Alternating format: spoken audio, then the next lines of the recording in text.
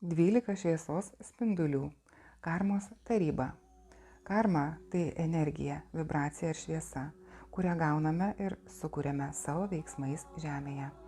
Galime gauti teigiamą, gerą karmą, kuri matoma mūsų esybėje kaip vibruojantis ar dieviškas šviesos atspalvis.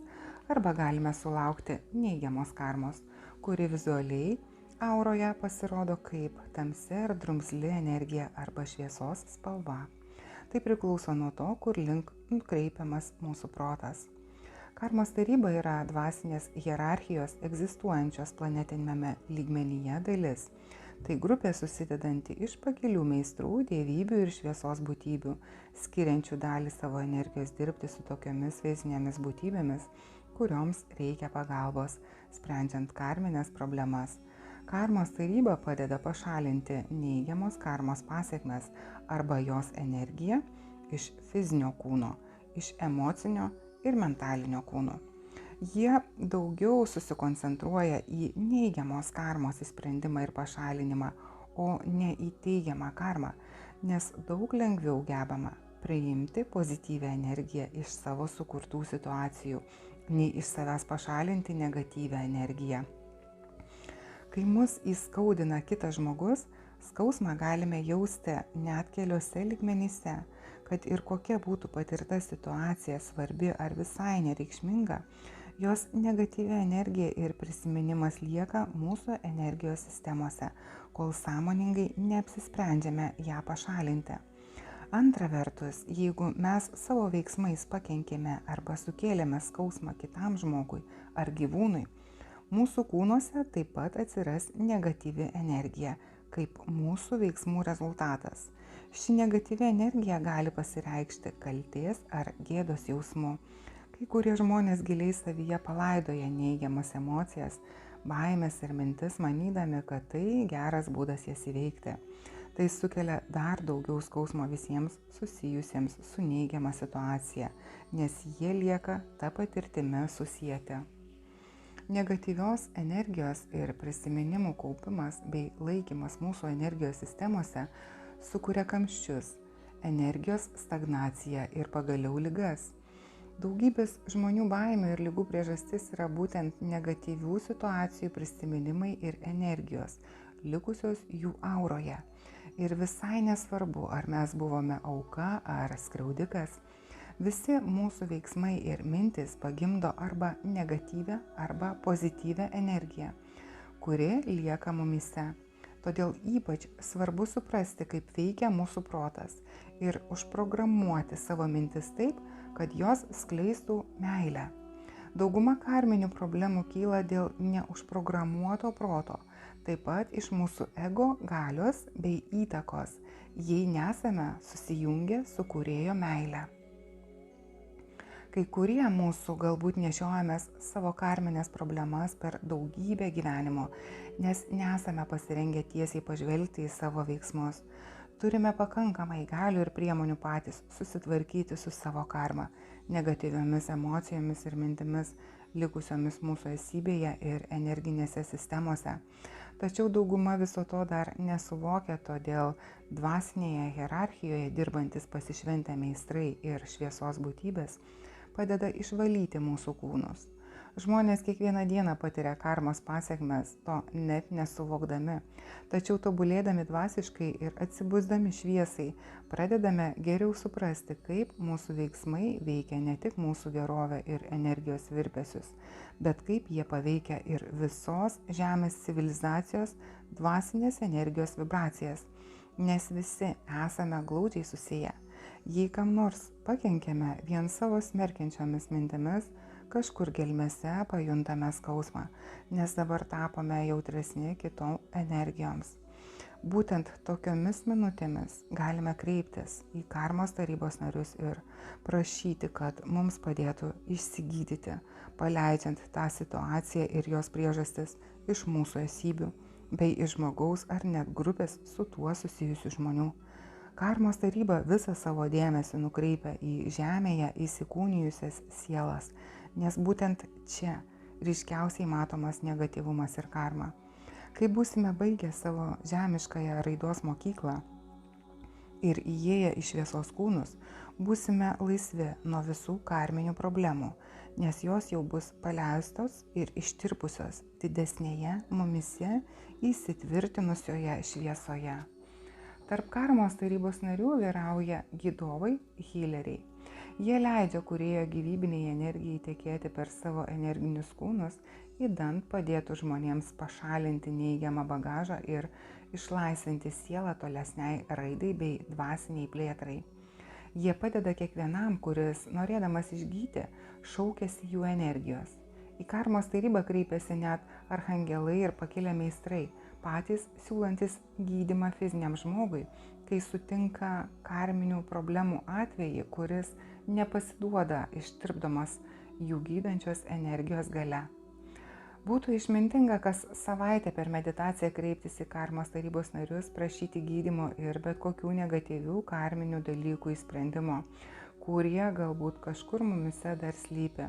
Pakankama kreiptis į karmos tarybą ir paaiškinti, jog norėtumėte, kad bet kokios negatyvios energijos ar karminės problemos dabar trukdančios jums augti būtų pašalintos ir šis prašymas pritrauks jums tinkamiausią karmos tarybos narį, kuris su jumis dirbs ir gydys jūsų esybę. Kas savaitę, prašydami šio gydymo ir karminių dalykų paleidimo, mes galime panirti į vis gilesnius savo emocijų, energijos sistemų bei minčių struktūrų sluoksnius ir nutvieksti šviesa kiekvieną savo esybės aspektą. Prašymas karmos tarybos pagalbos labai paspartins mūsų augimą ir padės paleisti bet kokią energiją, kurios norime atsikratyti saugioje ir šviesos pilnoje atmosferoje. Šis procesas leidžia gauti pačią didžiausią naudą iš gyvenimų žemėje, nes mus išlaisvina iš vis pasikartojančių pamokų, kurios, jei nebūna įspręstos ir paleistos, persikelia į kitą gyvenimą. Jei pastebite vis pasikartojančią situaciją savo gyvenime, bet jums nesiseka suprasti jų pamokų, bei nežinote, ko turite išmokti ir kodėl jos ateina į jūsų tikrovę, tada kreipkitės į karmos tarybą, prašydami, kad dirbtų su jumis ir padėtų viską aiškiai suvokti bei jūs išmaudytų savo gydančioje šviesoje. Antra vertus, kad pamoka pasibaigtų, kartais visiškai pakanka tik sąmoningai pastebėti, jog kokia nors negatyvi struktūra ar patirtis vis pasikartoja jūsų gyvenime. Šios tarybos darbas yra gyvybiškai svarbus žemėje gyvenančio fizinio žmogaus dvasiniam augimui. Dauguma jos narių yra moteriškos energijos. Būtent ši maitinanti jų energija ir turi tokį transformuojamąjį poveikį, išrišanti bei pašalinanti bet kokios negatyvios prigimties karmą. Šioje taryboje yra Ledi Portija, Ledi Nada, Ledi Marija, Ledi Kuan Yin, Atėnė Paladė ir net Ledi Vesa Andromeda. Visos jos dirba karmos taryboje, siekdamos padėti žmonijai. Dabar vis daugiau ir daugiau žmonių nori išspręsti savo karminės problemas ir išsigydyti. Kylant žmonijos sąmoningumo lygiui, karmos tarybai prireikia papildomų pagalbininkų, padedančių vykdyti jų misiją. Kiekvienas tarybos narys atstovauja skirtingam spinduliui ir jį įtvirtina bendroje karmos tarybos energijoje. Savo ruožtų kiekvienas narys šią bendrą karmos tarybos energiją įtvirtina ir savo atstovaujamame spindulyje. Ledi Kuan Yin aiškina, kad tas spindulys, kuriam kiekvienas jų atstovauja, ne visada sutampa su tuo, kurio čiohanai jie yra ar su kuriuo dirba, nes jų dvasinė misija turi labai daug aspektų. Karmos taryba jiems leidžia dirbti su įvairiais spinduliais, įtvirtinti skirtingą energiją savyje ir to spindulio, su kuriuo jie dirba, ašrame. Ledi Kuan Yin supranta, kad šios žinios gali kiek trikdyti žemėje esančius šviesos darbuotojus, bet jos darbas karmos tarnyboje yra jos sielos misijos išplėstinis aspektas. Tai panašu į situaciją, kai vienas žmogus žemėje užima kelis postus arba vienu metu dirba keliose tarnybose. Kiekviena pozicija skirtingai padeda sielai augti.